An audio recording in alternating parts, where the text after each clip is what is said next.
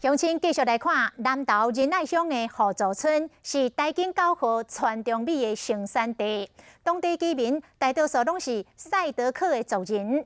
为着要推广因家己所种的川中米，因伫咧田的中种彩色米，斗出一个赛德克族的吉祥物鸟头鸟，吸引袂少的游客。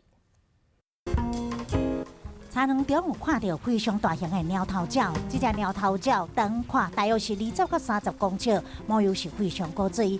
边仔还有小朋友挂手套，下落咧体验挂水条啊。伊若挂完水条了后，过身躯挂，一直画贴。小朋友的话，平常都没有接触这个大自然，让他去见识，知道农民的辛苦。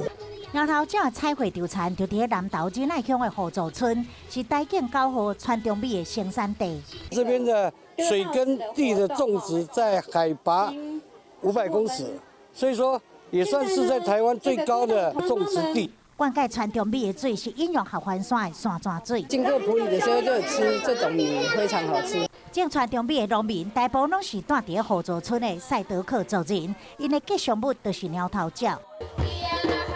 村民就部落农作物结合传统的文化，利用稻田彩绘创造出非常古锥的鸟头鸟，毋但是引起民众的注意，也为部落的农产打出知名度。